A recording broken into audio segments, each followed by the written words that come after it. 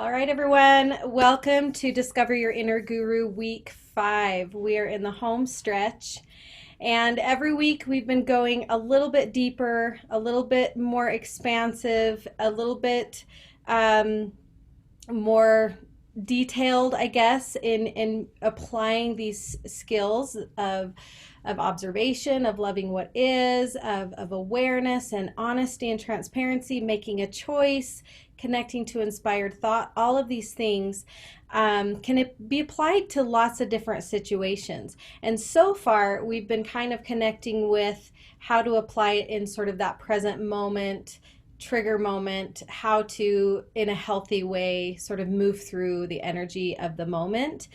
And today, we're going to expand into a much broader perspective with this skill of observation. So, everything that we've already talked about and learned, we're going to apply it in context of healing and shifting programming. So, what I mean by programming, I'm talking about habitual programming of thinking, belief systems, behavior that are causing you to get results that you really don't want, but there's kind of this feeling of being stuck in the hamster wheel. And so it's that programming or that neurological wiring in the brain of those habitual patterns of thinking, reactions, behaviors that keep us stuck in the hamster wheel. So, how do we get out of the hamster wheel? How can we use these skills that we've already learned to shift out of that and create something new into the future?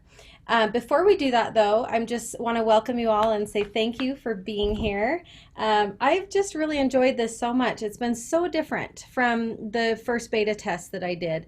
And I find that really fascinating, and I'm not really sure why it needs to be so different this time, but I'm loving how it's coming together in a really practical application, simple, much more simplified than last time. In fact, most of the content that we covered in our beta test is actually its own program, separate. So if any of you are interested in continuing on, and that might be an option for you into the future. I don't have dates set or final details on that, but I definitely have a plan to cover a lot of the content that we haven't covered that was in that first run, because the information was just really inspired and important to get out there. So, oops, someone's in the chat. Oh, hey Valerie, I'm going to keep my eye on the chat better today because I love how you're engaging so much through the chat. So bear with me if I don't respond right away. Okay, so the Q&A will be this Friday at 7 p.m. Again, thank you all for your patience last week with my humanity and not showing up at 7. That won't happen this week unless something's really wrong. So if I don't show up at 7, just say a prayer for me, okay? And trust that it'll all work out. Does anyone have, before we move on into content, does anyone have anything they want to celebrate? I want to celebrate you. I know we kind of are doing that more in the Q&A, but I just want to take like 5 minutes at the most to just share any aha moments, any just light bulbs, any just, hey, I noticed that I did this different this time when normally I do it this other way. Would anyone be willing to share?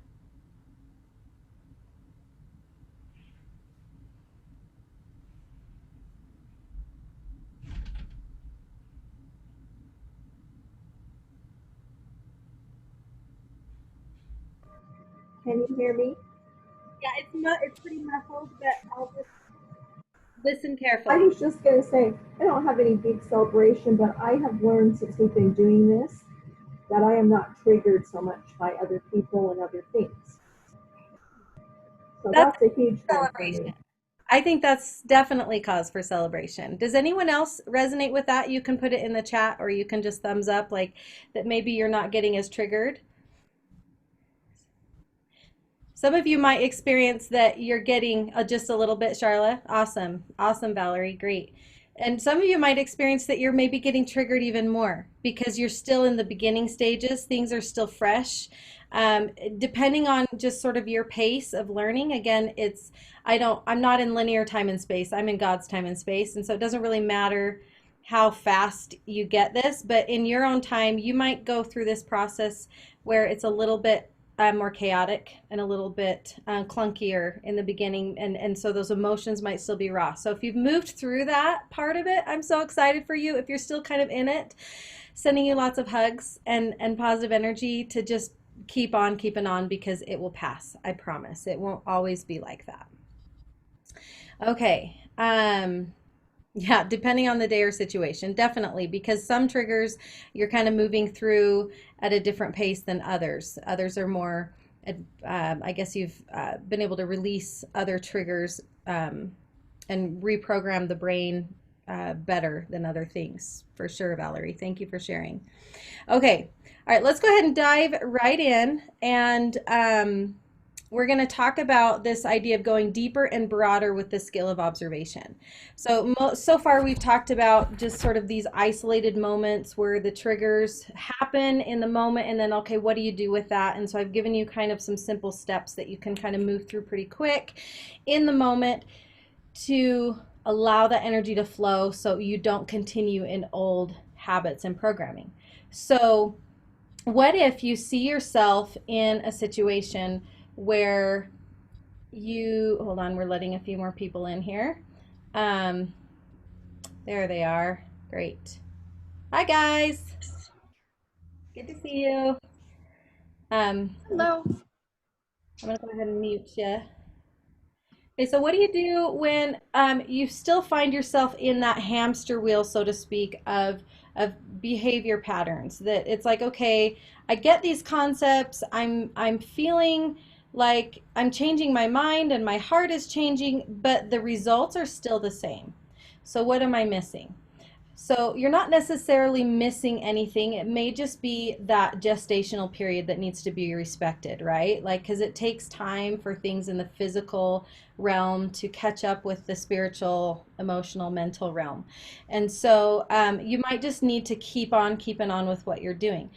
But it also might mean that you need a little bit more attention to certain things. So especially if it's a pattern of behavior um, or thought programming that has been with you since you can remember.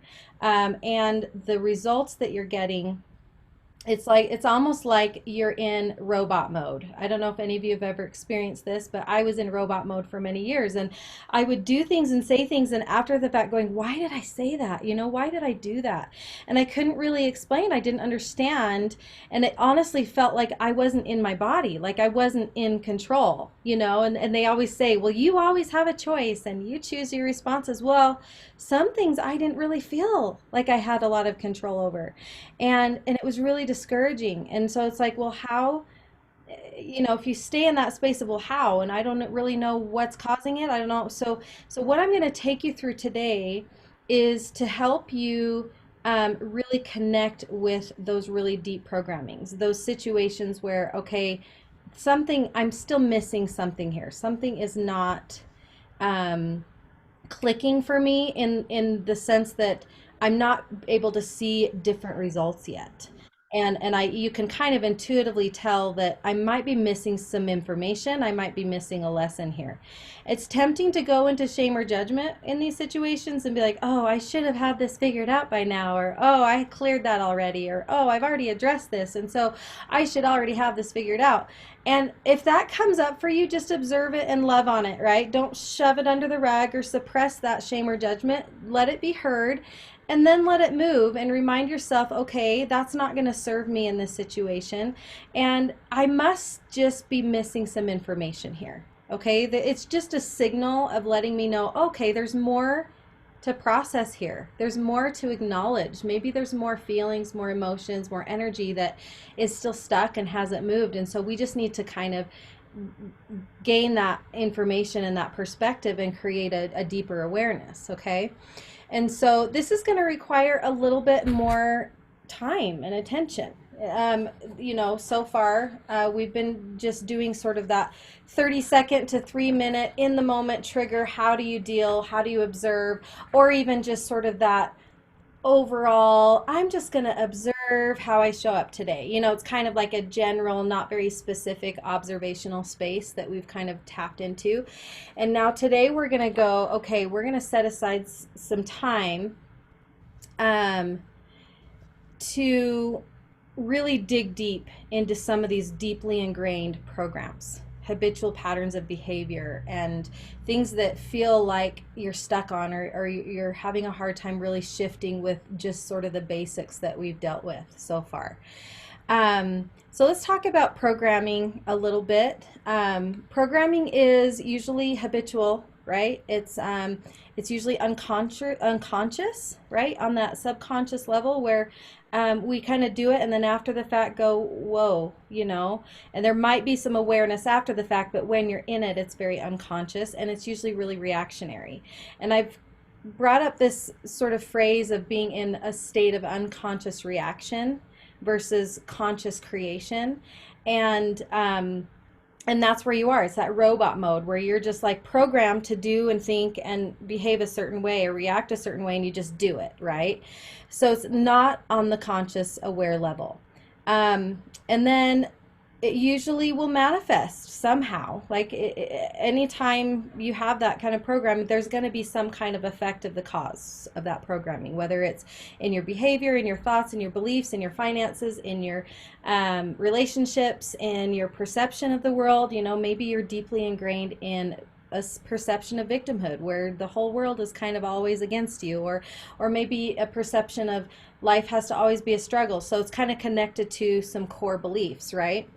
They're also can possibly be really deeply ingrained depending on how long they've been around, and a lot of this programming usually stems from situations when your brain was still developing, when you were little, and how you perceive the world. And remember, when you're a kid, we're really good at noticing everything, but our ability to kind of take in that information and see things as they really are is not fully developed. And so sometimes things are blown way out of proportion, and trauma can develop in situations that aren't necessarily traumatic for another person. Or, you know, it could be just as simple as mom turning her back on the child because she's on the phone and trying to hear, and the child is hitting her on the leg and saying, mom, mom, mom, mom, and mom turns her back, and so child goes, mom doesn't love me anymore.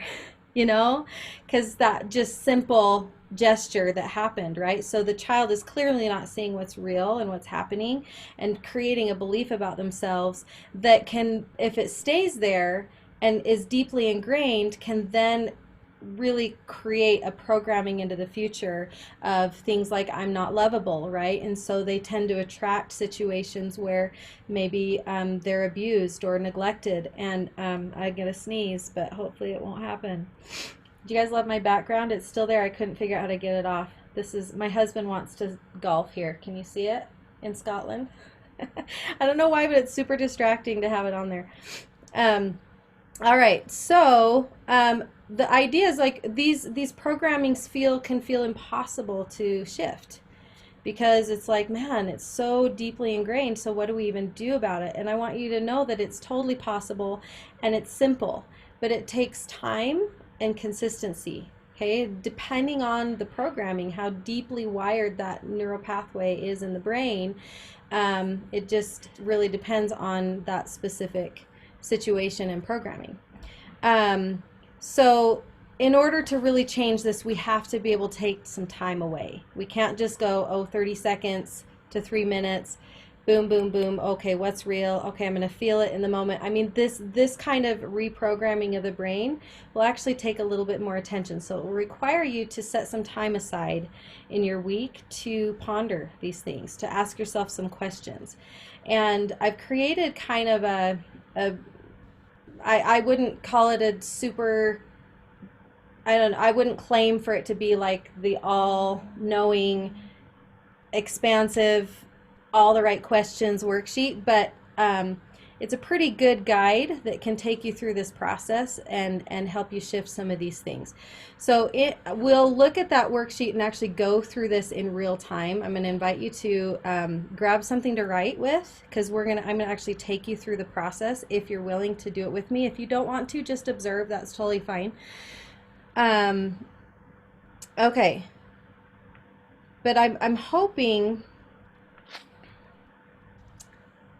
No, we'll wait on that for a minute. Okay, so go ahead and get something to write with, and I'd like to walk you through this, and this is available on in worksheet form with lines for spaces to write on, or you can just use the worksheet as a guide. And I've already put it in module 5 for week 5 in the lesson under that module on the site, so you can print that off on your own time. And I recommend that you print off several copies now, like right away, so you just have them available, and even have a copy in your purse. So if you're a mom with kids at soccer practice or whatever, and you're sitting in the car for any period of time, that would be a really great time and a space to maybe go through this process with yourself. Okay. So the first step of this process, would it help you guys if I pulled it up on the screen and you could actually see it? Or does it matter? Okay, I'm gonna see if I can find it really quick here. Hold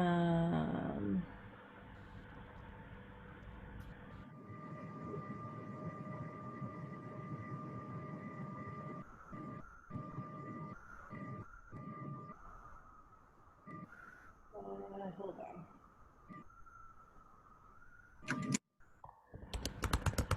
And just as a reminder, if you're still learning how to navigate the site, I'm going to kind of walk you through it a little bit here. Oops.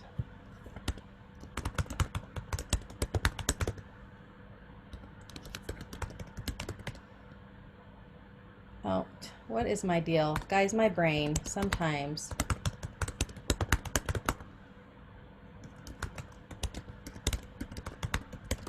Okay, here we go.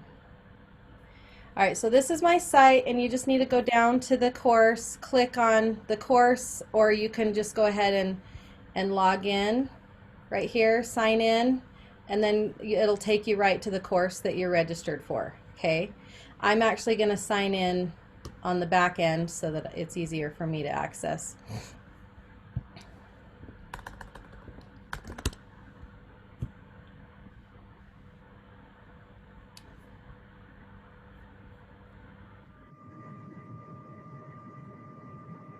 I know someday you guys all get really good at the technology. For now, I'm just loving what is. Okay, here we go. All right. Okay, so I'm going to take you through this worksheet so you can all see it. Whoop, where'd it go?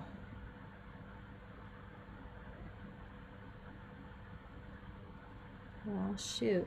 What just happened? All right, hold on. Thank you for your patience.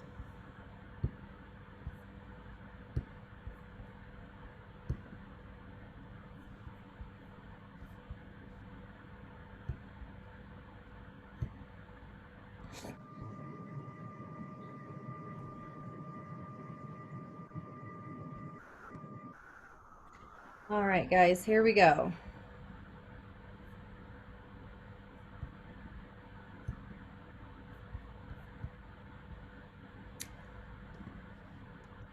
Okay, can y'all see that?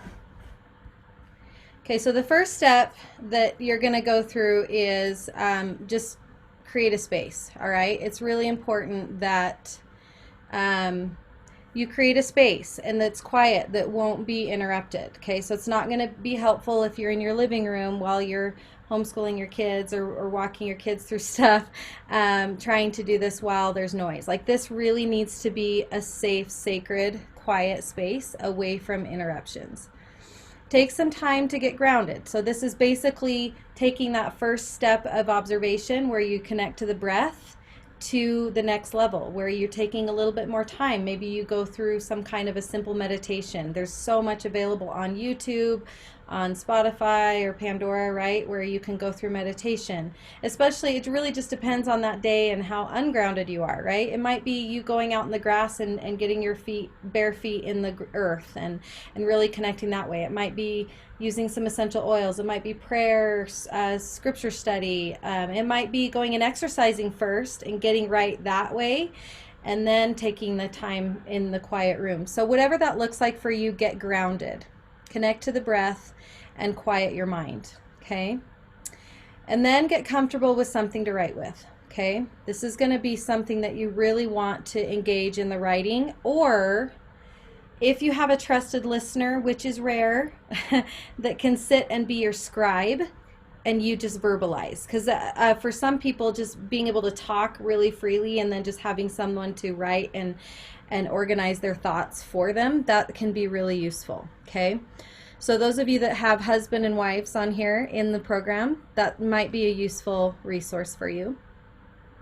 Okay, so the second step is you're just beginning your observation and you get to kind of choose what you're dealing with, right? So, okay, today I want to connect with this pattern that I have of reacting in anger to my husband. Like it's coming up a lot, and it, there's certain situations where it comes up a lot. So I'm identifying, okay, there's something here. So the first thing is obviously loving what is. Acknowledge your experience and feelings, all right? So what the question is you're going to answer is what feels real to me in this moment. So be specific. Allow what you're experiencing to be fully expressed without holding back. And I'm not kidding. Like really allow yourself to not hold back here. This is really important. And this is where I'm giving you permission to actually go into full on victim mode, right? In a lot of personal development, they really shy away from, oh, if you're in victimhood, there's a lot of judgment about victimhood. The truth is victimhood is really just your inner child or part of you saying, hey, listen to me. I still have feelings that aren't being acknowledged. Until these feelings are addressed, I'm not going to be ready to get out of this story that I'm telling myself that's not really based in truth, right? And so we kind of get attached to our story, and the only reason we get attached to our story is because we're still not feeling acknowledged, right? There's like that inner child in us is still saying, mom, mom, mom, mom, my knee still hurts and you're shooing me away and I just need you to notice, right? So I'm giving you that permission to go into victimhood, whatever it is, like tell your story of victimhood on this part, because that's what feels real in the moment, and just get it all out there. So you're getting it out of your body onto paper. And I realize I probably didn't give you some of you enough space. So if you want to just have scratch paper, whatever, to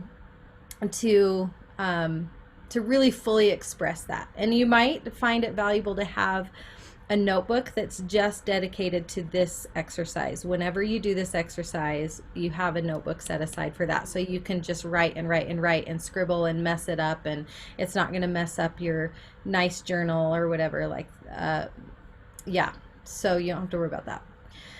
Okay, and then after you acknowledge it, actually, I'm going to go ahead and give you guys like a few minutes to do that. Go ahead, Cindy. Oops. Okay, I'm going to mute you. So go ahead and take like, I don't know, 3 to 5 minutes and go ahead and just figure out what it is you want to process and go ahead and write it out. And I'm going to just stay on here. And if you need to get on and just ask me a question through the process, we can do it live right here now. So I'm going to start the timer. We'll start with 3 minutes and see if that's enough. Ready, go.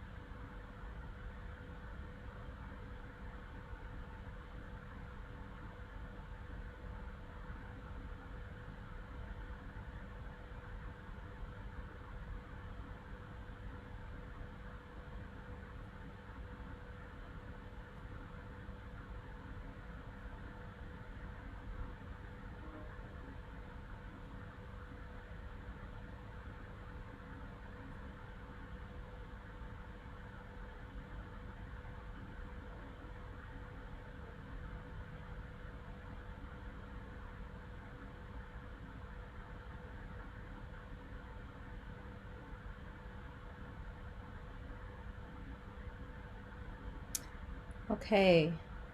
If you need a little bit more time, go ahead and just give me a thumbs up. Or you can go to the next step, which is just kind of observing any shame or judgment about how you're feeling that might come up for you. And allow yourself to acknowledge it, forgive it, love on it, feel it, so that it can move.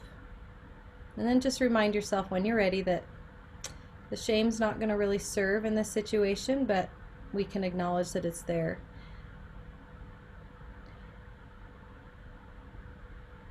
And set a conscious intention that we're stepping into curiosity now, right? We're stepping into learning and kind of fascination and exploration, right? We're going to explore now, free of that shame and judgment. We know what the feelings are. We know what we're dealing with now. So what's next? Okay. All right. So the next step is to just sit with that. So look at what you've written down. Maybe hold it in your hand, put your hand on the paper or something, just so that you can really connect to the energy of what you just wrote down. Connect to where you feel it in your body. Maybe you want to just kind of give yourself a hug on your heart while you breathe into it, but just feel it. I'm going to give you a minute to just feel it. Sit with it. Notice the discomfort. Relax into the discomfort with the breath. Keep breathing. That's very important. Keep breathing.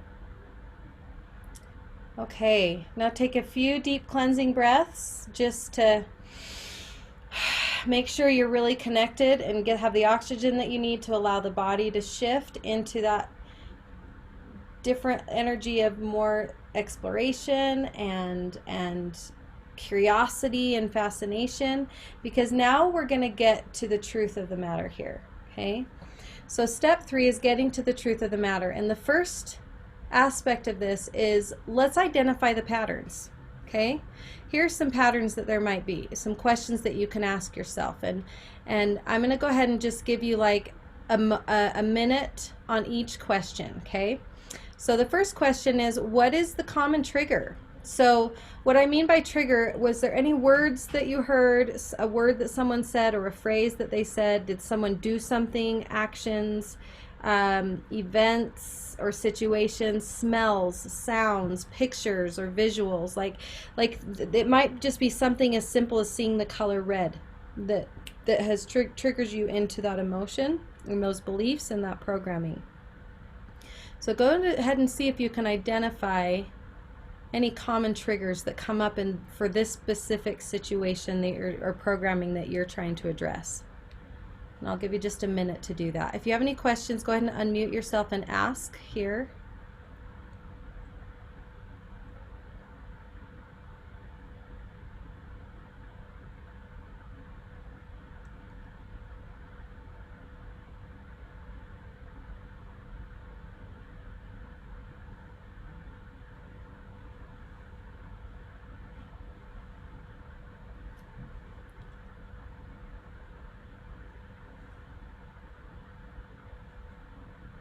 And if you want to move on to the next question, you can totally do that.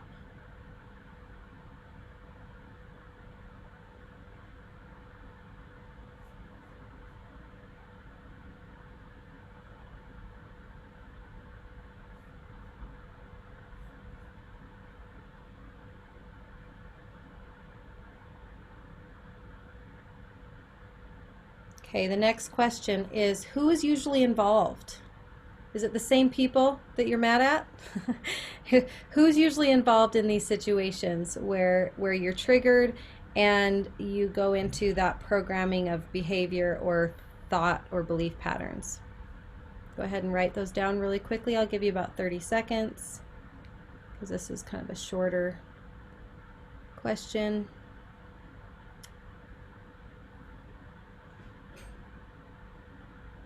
And you might even go to the next question because you already know who's involved, and then the situation. Write down the situation that you find yourself in when this trigger happens that then launches you into the pattern of behavior or thought, belief patterns.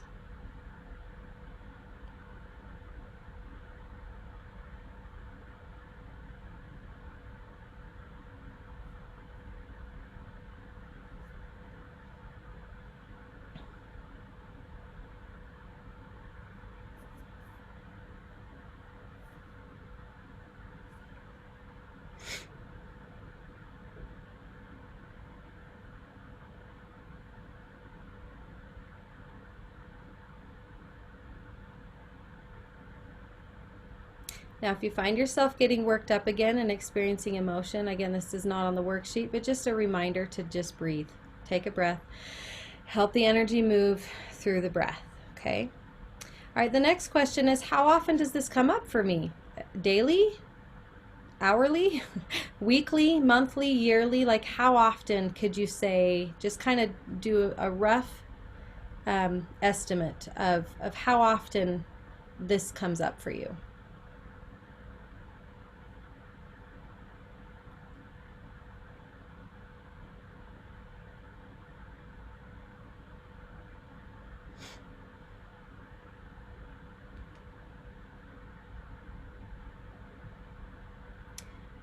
Okay, now what is it usually centered around? Is it around money and finances, sex, relationships, childhood stuff, work, school, beliefs? What is it usually centered around?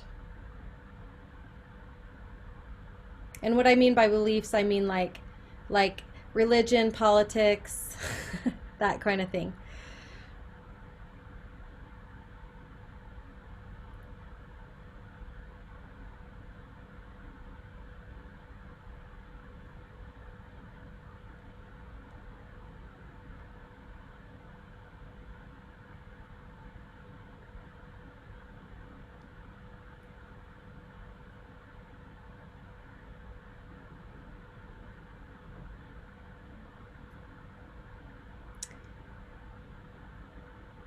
All right. So the last question under identifying the patterns is, what is my usual reaction? Okay. How do I usually respond? Is it a fight or flight? Do I isolate? Do I confront? Do I go to food for comfort? Do I go into addiction behaviors? Do I lash out on loved ones? Do I shut down? Are there physical symptoms that come with this? Do I start to get sick? Do I get depressed? Do I get anxiety? What are some reactions that you might notice, whether it's just a response or a physical symptom? Go ahead and take a minute to connect with any of that. It doesn't have to be perfect. Trust the first thing that comes to mind.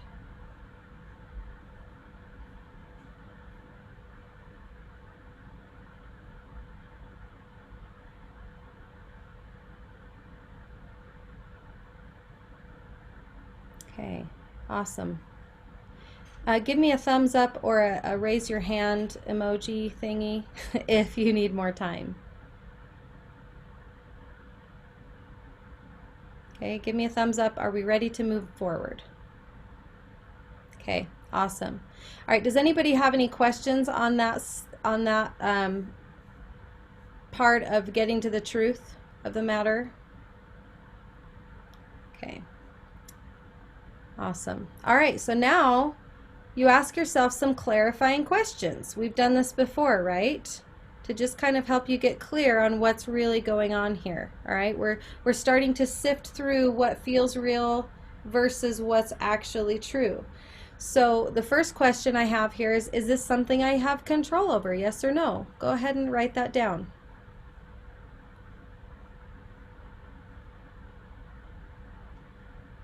And even acknowledge, you might acknowledge here, it's something I want control over, right? There might be still part of you that's holding on to that.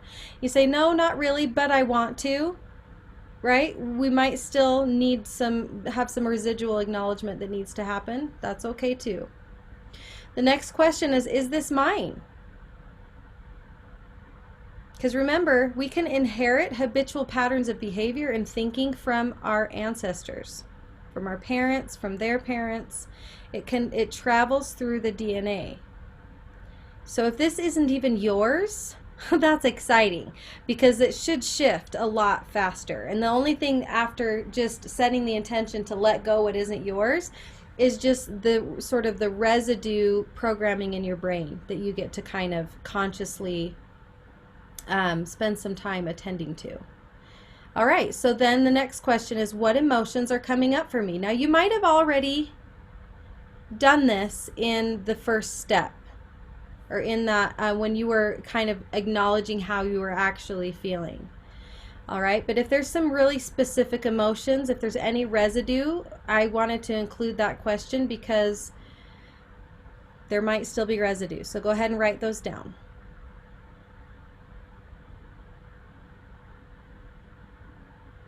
Oh, that's a typo here. I'll fix that and post a new one. What are thoughts am I thinking?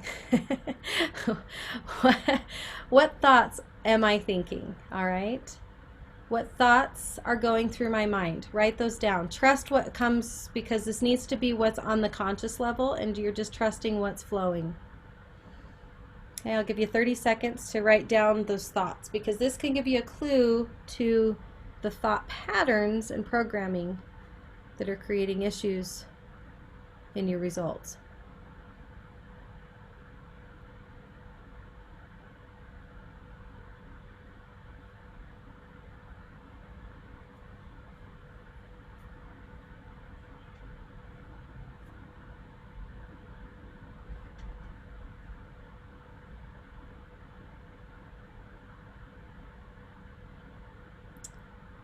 All right, now go ahead and see if you can identify any beliefs from those thoughts. So go ahead and read your thoughts that you wrote down. Are there beliefs in there somewhere about yourself or about the world? For example, you might be thinking, your thoughts be thinking, well, every time he does this or shows up in this way, I feel like I'm not good enough. There's a belief right there in your thoughts and your thinking. Okay, so isolate those beliefs and write those beliefs down. What are some beliefs that you've made about yourself or about the world or others that are infiltrated into your thought patterns? And I'm going to give you a little bit more time on this one. And you can go ahead and give me the thumbs up when you're ready to move on, so that gives me an idea. I can go ahead and move with your pace.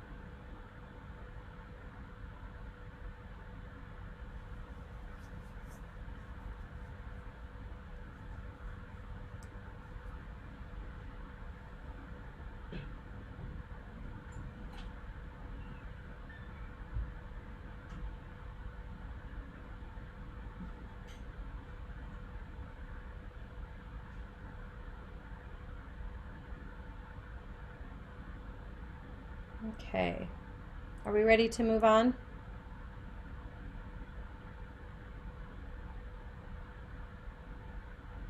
I'll just give it a little bit more time here.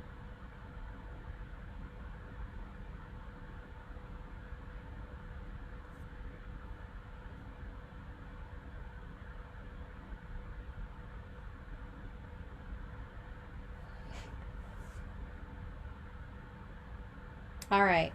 So, this is where you get to step into full transparency and honesty with yourself. And this is a part of the process that can be really uncomfortable, right? Because shame and judgment tries to creep in again. And when we're really honest with ourselves about how we are contributing to the situation, you can feel that discomfort. So, as you're answering the question, how am I contributing to this situation?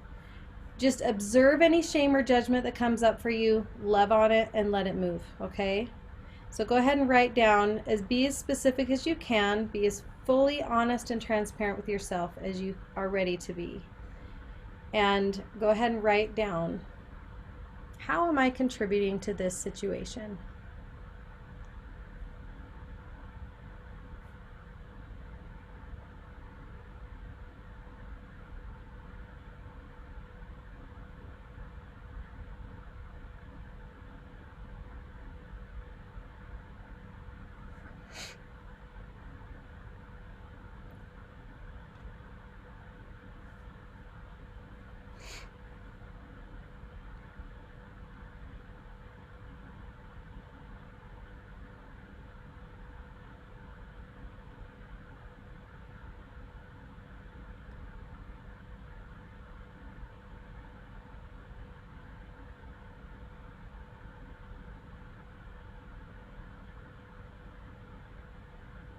All right, and the last question is this happening right now? Or am I like functioning from past situations or fear of the future? All right. So, this trigger that I'm experiencing, my response, my habitual pattern of thinking, is that based on something that's actually happening right now? So, identify whether you're in the present moment or whether you're in the past or the future. Remember to breathe.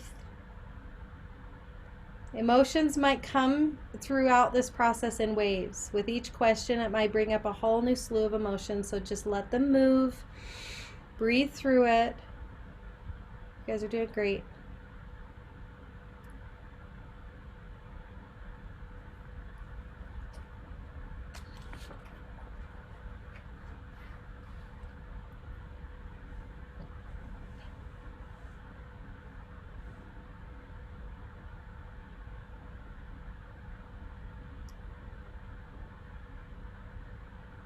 Okay, give me a thumbs up if you're ready to move on. I realize I'm going kind of at a faster pace. You can take this at a much slower pace if you need to. And if you need to go kind of back and revisit what we're doing right now, please do so. I'm just trying to kind of keep it moving in the interest of time. But I respect that you may need to spend more time on this privately.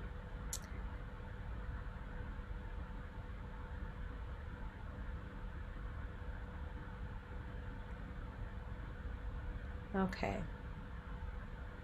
All right, now it's time to make your list. You've identified the patterns, right? You've identified, you've asked yourself some clarifying questions, and now you get to maybe be ready to make your list of what can I be 100% absolutely certain is true about this situation. So go ahead and make your list, and I'm going to give you like 2 minutes for this one. Yeah, I'm kind of struggling with this one, partially because it's kind of a nebulous thing. I think in a way it's something where I feel like this need to apologize constantly. I feel like I don't deserve to take up space or room, and I don't know how to identify the truth of a thing like that. Okay, so I might ask myself some clarifying questions like, have I actually done anything wrong? That might be something you could ask yourself. Have I actually hurt anyone? Can I be absolutely 100% certain that someone else was harmed by what I said or did just now? You have what I call a case of sorryitis.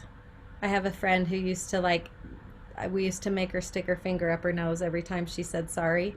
So that maybe you could do that. No, I'm just kidding. Impose a punishment of shame and judgment. I'm just kidding. Sounds perfect. No, but for real though, like it that definitely is a habitual pattern in programming. And so I would just say more clarifying questions. Is it really true that I've um harmed somebody, or I've done something wrong, or if I've overstepped boundaries? And sometimes it helps to ask that person, you know, could you confirm for me, have I said something that's offensive to you? Because you might just have it all in your head. And so it sometimes helps to kind of have a conversation with that person to connect with what's real. And they're like, no, you didn't offend me at all. Okay, there's evidence that I thought I did something wrong. They didn't perceive it that way. So I have evidence that no, I did not in fact offend them. And then I might make a list of other situations where I might have thought the same thing, and then I might connect to evidence that they weren't actually offended. Right? So that you're kind of building upon evidence that you already have of the truth.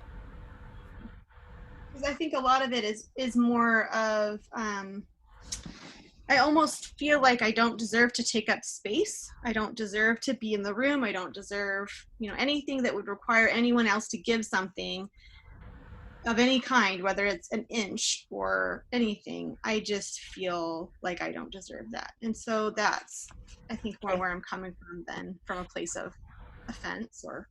Okay, I see what you're saying now. So then you might say, if I was my child, Mhm. what would I say to her? Like how would, if my child had this same belief, how would I mentor that child and teach them what's actually true? So what would I tell her is actually true? And you can just ask the simple question, can I be 100% certain that it's true that I don't deserve to fill up space or to be here, you know? Is it really true? Do I have enough evidence? Do I really have hard factual evidence that this is true? If you can't say yes, then you can't prove that it's true, right? And so then you start to build on what is true. Okay, so the evidence, we're gathering evidence of, okay, what are situations that have felt love and acceptance from people in the space I was in, right? Mhm. When have when have others acknowledged my value and my worth? And not that we need to place our value on other people's acknowledgement, but we're trying to build evidence. Okay, what's the truth? Clearly, if I were to leave, and I wasn't around, my husband and my children would miss me, right? What would be the consequences of me not being around? You know? And how much would that really affect my family? That kind of also helps connect to what's real and true, or true for you. Does that Thank make you. sense? Yeah, that's great. Thank you. Hmm.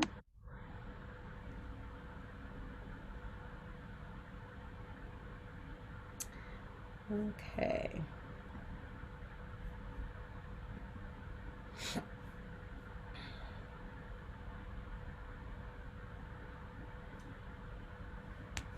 Okay, we're going to move on to the next step. So now you've connected to what's true. All right, at least you have a better idea of what's true. And it doesn't matter if it's perfect, it's just you're moving in the right direction. Okay, so now it's step 4. And see how we've just taken those steps of observation that I've already taught you for kind of a shorter, in the moment situation, and we're just expanding it and going broader and deeper for reprogramming the brain with these kind of long-term habitual situations. So you get to make a choice, and these are some questions. I feel like questions are so powerful. Questions really open up perspective and possibility. So the first question I have here is, am I ready to forgive myself and others? And I like this question because I feel like sometimes we may not fully have fully honored that step of loving what is, an acknowledgement. And so this is just kind of another reminder to see, are we fully, like, has that energy really moved? You know what I mean? Have we acknowledged the feelings enough and what felt real enough to be able to be in a full space of forgiveness for myself and other people? So if the answer is no, spend more time in that space of acknowledgement and feeling it, okay?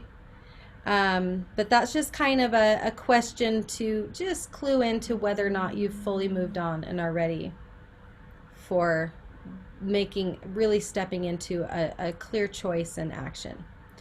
The next question is, if or when, which it's usually when, because when it's this deeply programmed in your brain, there's probably going to be a when, not an if, for a while, right? Until you really fully create a new primary pathway in the brain of a new thought, a new action, or a new habit. So when this happens again, what response can I choose now? So what I mean by this is I'm going to choose ahead of time how I'm going to respond. I'm going to make a decision right now because I know inevitably the situation's going to come up again. So right now I'm going to make a choice of how I'm going to respond to this. And it could be, you know, I used to choose into victimhood, or I used to go into blame or anger, but next time I'm going to choose to feel it, and I'm going to choose to take responsibility for it. I'm just giving kind of an example. So what response can I choose now? I remember as a young girl making a decision of what kind of man I was going to marry. And I made a list and I made a choice. Then, as a very young, I don't know, I was probably 15 or 16, of who I was going to marry and what I wanted. And I had some really kind of scary relationships leading up to that weren't at all what I had on my list. But I feel like because I had made a decision, it helped me navigate those situations and being in tune that the fact that they weren't right for me. And I ended up with a pretty amazing dude. So what response can I choose now?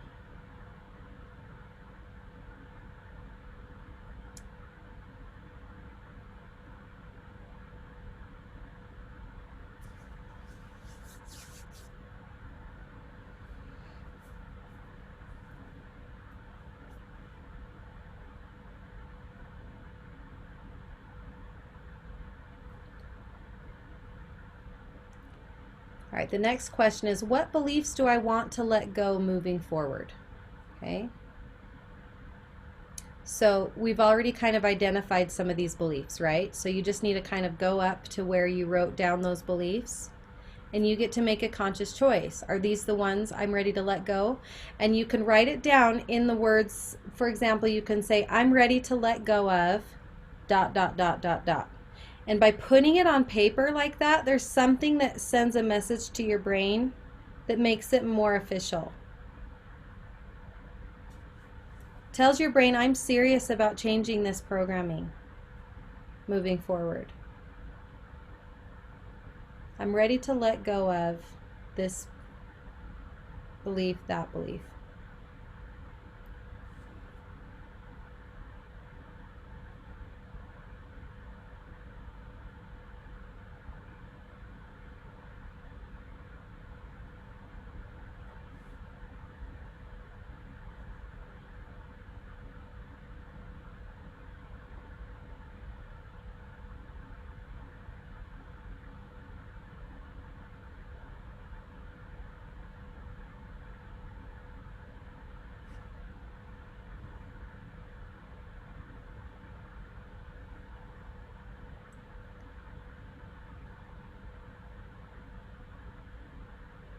Okay, in the interest of time, I'm going to kind of move forward more quickly to finish the rest of this.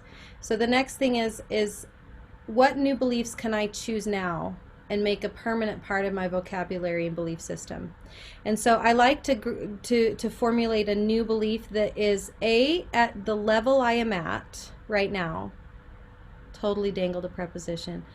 But right now, where am I at? You know, like, I might not be ready to say, I am more than enough, or I am worthy to hold space in this room, you know. I might not be quite ready for that, but I might be ready for, I am ready to believe that I am worthy of holding space in this room. Does that make sense? So go ahead and write down what new beliefs that you can choose now to make a permanent part moving forward of your vocabulary and belief system.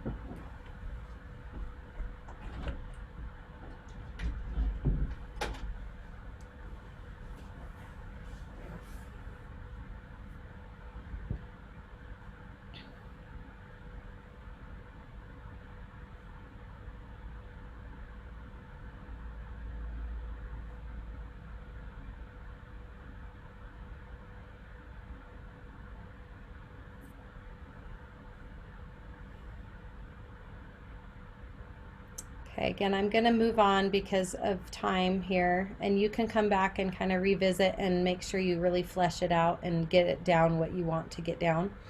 So then you want to say, is there anything I can do to make it right?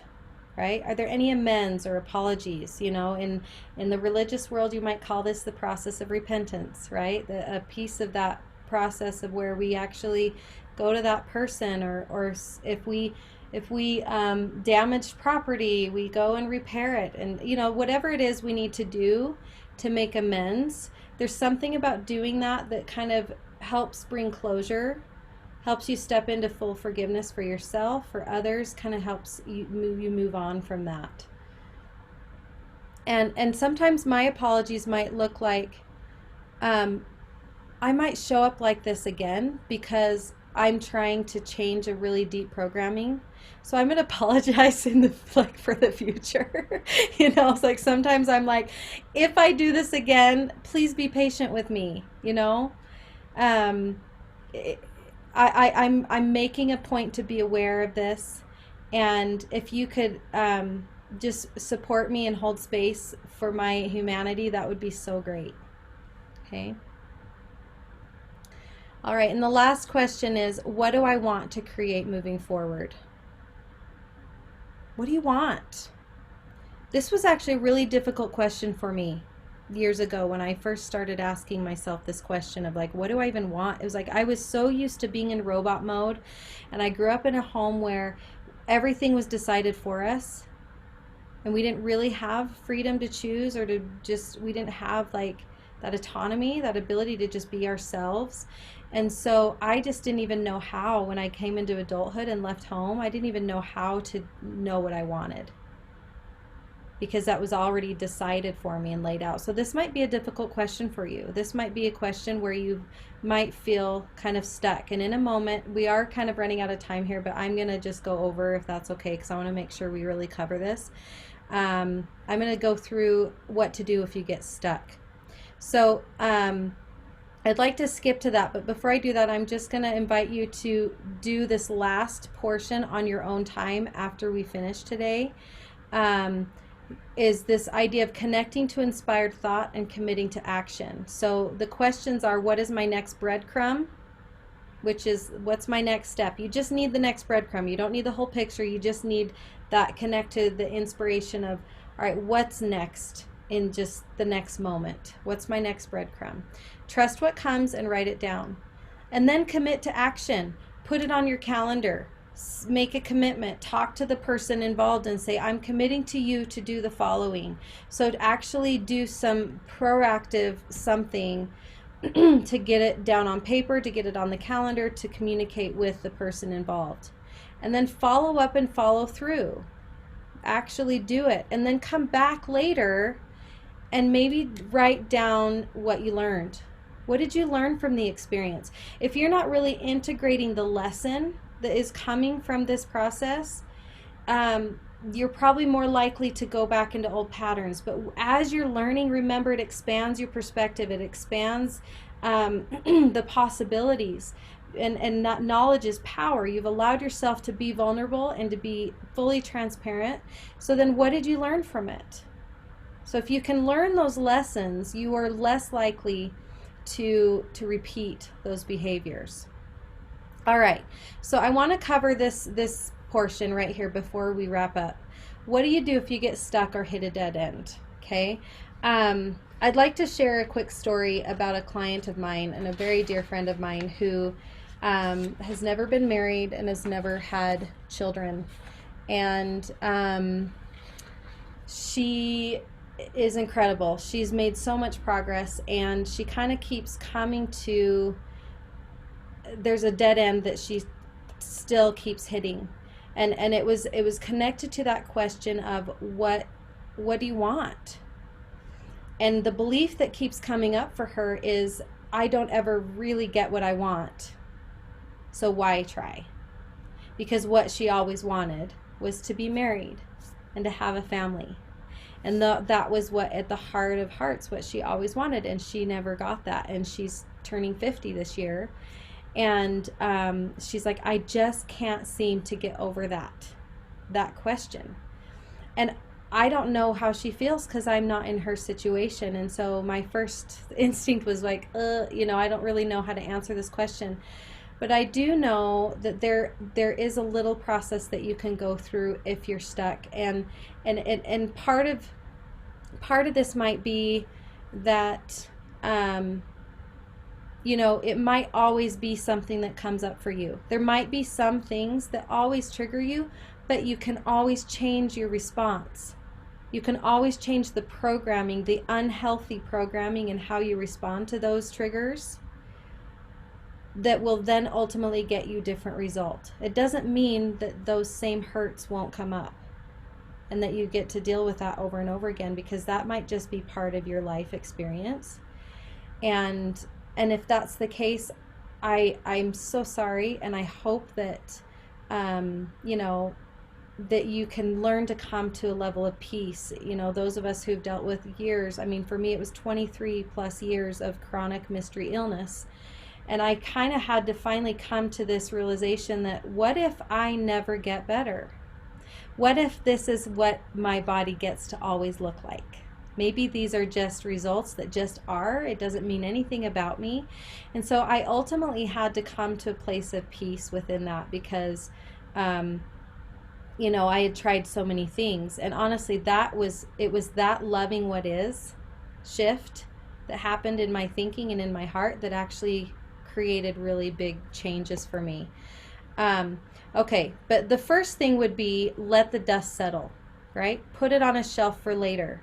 Commit to a time when you will look at it again. And what I mean by that, it's like you're not sweeping it under the rug, you're not suppressing it, you're just saying, okay, I see you. I'm not sure where to go with you on this, because it just feels like we're running in circles on this, even though I went through this whole process that Kara gave me, and I'm still feeling like I'm stuck and hitting a dead end. Just let the dust settle. Just put it on the shelf for a while. Don't beat a dead horse, okay? Give it a rest. The second tool or idea that you can try is identify what you really want. Then list all the things that you hope to gain from getting that thing. So I remember asking her the question, so what did you hope to gain from being in a marriage? What did you hope to gain from having children? And so then she kind of made a list for me of, well, I want connection. I want to belong. I want to be kept. I want someone that I want to be in a family picture on a wall in a home. In my home. These were kind of things that really tugged on your heartstrings, right? That were just like, yeah, of course, I totally get that. And so then, once you got to get clear of like what you really want out of those, I call them surface level things, but having a marriage and kids aren't surface level in that they're not small or insignificant. I don't mean insignificant. I just mean, like, what's the deeper, like, result that you're wanting to get from accomplishing those things. I hope you're understanding what I'm saying. And then you get to connect to the evidence that already exists that you have gained those things. And so it doesn't necessarily take away the hurt of not getting what you want, but it may help you have a perspective to help you shift out of any victimhood that's not serving you, any blame or any, wallowing, right? The unnecessary wallowing. It might help you kind of just connect with, oh, I might not have gotten it in the conventional way or the way that I expected it to get it, but I still am getting some of these things. I'm still getting connection in this way, right? I belong in these situations. And no, I'm not belonging in the way that my heart desires, but right now I'm going to just love what is, right? I'm going to just see it for what it is. I'm going to let myself hurt and feel it. And that way you're kind of shedding the things that no longer serve, right? the things that are unhealthy, that are going to keep you in that hamster wheel, and you're allowing yourself to just feel it, but also expanding yourself to the love that is available to you. All right, so then that next step is to connect to love. And these are some questions that can help you do that. What will it take for me to be fully content with what is? What is holding me back from feeling like I'm worthy of getting what I want? Why do I feel like I don't deserve what I want? What will it take for me to know I am worthy to receive? What will it take for me to believe that I am enough? All right. So then after doing this, you might also realize that, oh, maybe I haven't really stepped into a deep level of transparency and honesty because this has been too painful for me in the past to really look at, to really sit with. So maybe I need to go to that step again of loving what is, or stepping into that full transparency and honesty of how have I played a part in this? What beliefs have I bought into? What choices have I made that have actually created a different result than I wanted? And that can be really painful in certain situations, especially with this client of mine, right? And there was kind of this realization and aha moment for her that, wow, maybe I haven't really stepped into full love for myself, or forgiveness, or maybe I'm just really disconnected from that space of love. And so as uncomfortable, I've got this little asterisk here, as it may feel, this step is really powerful in opening the door to more possibilities. So until you're really ready to truly see things as they really are, you will limit your learning and growth, and ultimately your capacity to love, receive love, experience joy and fulfillment. So again, you guys, my disclaimer, I don't claim to have all the answers. I don't claim that this is the perfect approach for everyone, but it's been really, really powerful in my own life and helping other people. And I would love to get feedback from you. If of any step of the process that isn't working for you, and as we head into our Q&A on Friday, be thinking of, try to go through this process, at least complete what we've started today, or maybe delve into a new process of another something that you've become aware of, so that you can we can have something to discuss and really sort through on Friday. Does anyone have any questions about what we've talked about today before we wrap up?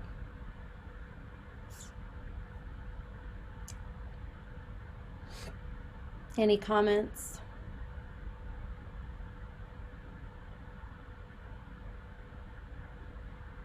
Okay, awesome. I love you guys. Thank you so much. Sarah, Go ahead, go ahead. me? Hey, I'm finding myself feeling just a little bit overwhelmed Mm. and sad, and obviously not totally ready to shift what I'm working on. Yeah. So how do you kind of put it on the shelf and then kind of come back to a normal space and then go back to it? That's a really, really great question. So I would honestly give yourself some more time here to sit with it and feel it. And I might go back to the step of just, okay, this is bringing up more emotion for me right now than I was expecting, and clearly I'm not ready, so I might write that out. So start a new page of writing and say, okay, clearly I'm not ready to shift this because there's more feelings here. And then allow what's there to be seen. And if you can give yourself space to do that right now, that's going to be most beneficial to you. And it may not take more than a few minutes. And then there's also a kind of an affirmation that I might use. If I don't have the time to do that, I might just say, even though a lot is coming up for me right now, and I'm acknowledging that I'm not ready to shift, I still completely and deeply love and accept myself. And I'm just gonna put this onto the side and address this later. And it really, I find that it's really helpful to say, okay, these feelings that I'm feeling, I talk to them like they're a person, you know, like they're their own entity. And I'll say, all right, anger or grief or whatever it is, I see you. I'm not ready to deal with you yet. So I'm going to wrap you in this little hug of love. And I'm going to put you on the shelf, and I'm going to look at my calendar, and I'm going to see when can set aside a time to address you again. And so you make a commitment to yourself and to that part of you. It's like a child coming to you and saying, Mom, can you spend some time with me this week? And you say, yeah, sure. I'm going to put you in my calendar at this time. And that sends them a message, right? That you're serious, that you really care, and honor that commitment to yourself like you would your child or a friend. Does that make sense? Yeah. Yeah, that I helps am, a lot. Thank I'm you. already feeling the shift. You feeling a little bit Yeah, different? a Yeah. little bit. Yeah, just to be able to say, okay, I do have a little bit of time right now, but I don't feel like it's going to be resolved today, and that's okay. Yeah. But to be able to, yeah, to give it a little bit of love and say it's okay to set it aside for later, even though I wasn't feeling like that before. I just didn't know where to go with it. Yeah. Well, and sometimes you can feel so much energy and so much emotion that you're like, oh, shoot, I'm about to go to this meeting, or I have to go and do life Hmm. today. I have to, Right. you kind of want to stuff it down and put it in a tidy box again because there's a fear that I'm not going to be able to function today. But it's actually the opposite. The more you can just let it move, even if you're bawling your ugly crying your eyes out on the toilet, rocking like a crazy person back and forth, if you give yourself that acknowledgement and that time to just cry it out, you're going to be way more equipped to go about your day than if you were to stuff it. Because things come up when they're ready to be seen. And when they're ready to be seen and you ignore it, it actually makes it it compounds the energy and makes it more of an issue. Does that make sense? Yeah, and I was starting to feel concerned that I was going to need to sleep it off. Mhm. And because I have 30 years of acknowledged and mystery illness. And so I don't want to go into that space of I'm going to be sick the rest of the day because I'm feeling too much. Yeah. So I might say, I, even though I'm afraid that I'm going to be sick the rest of the day because of all I'm feeling, I'm going to choose to let this emotion flow and choose a new belief that I don't have to be sick every time. That I can let it move and I can let it flow. And even if I do get sick, I know it's because I need the rest. It's not because I'm bad. It's not because I did something wrong, right? It's because it just needs to move and my body is learning how to handle this movement and let go of all this energy. Does that make sense? Yeah. I feel you. I see you. I know what it's like. And it can, when you're in this space of learning the new things and wanting to make the shifts, there's a real vulnerable time frame in here where there's a lot of cognitive dissonance inside of you. Those old beliefs are pulling at you so hard and they're saying, I'm going to get sick again if I let myself feel this. Oh, here we go again. And you kind of start to backpedal and you kind of have to bring your determined self in there and just say, no, set a boundary with yourself like you would a child. No, we're not throwing fits again. We're doing this new thing and it's okay. I'm going to love you through it. And you just kind of have to encourage your body and talk to your body. Say, body, I know that you haven't really understood how to process a lot of emotion throughout the years. And maybe I haven't supported you in the way that you've needed me to. And I'm sorry, but we're going to do something different today. And even though this and this and this, I choose this instead. Does that make sense? Yeah. And I'm definitely noticing right now with this lots of emotion that's coming up, I've stopped and had to take several really big breaths, which is good. I know that helps shift Yeah, yeah, and helps calm me down. So, good. And get a drink of water. okay. Stay really hydrated. The breath and water are two really important things. Make sure you're getting calories, but when you're eating food, make sure it's really high vibrational food, right? Okay. Rather than comfort foods. Right. Thank you for sharing Okay. and being No, that's vulnerable, so Valerie. helpful. Yeah, Thank you. I'm really glad I had the opportunity to help you kind of at least move through to the next step. Hmm. Thank you. You're welcome. All right, everybody. I love you all. Thank you for staying on longer than usual today. And we'll see you on Friday at 7 p.m. We'll talk to you guys later. Thanks so much.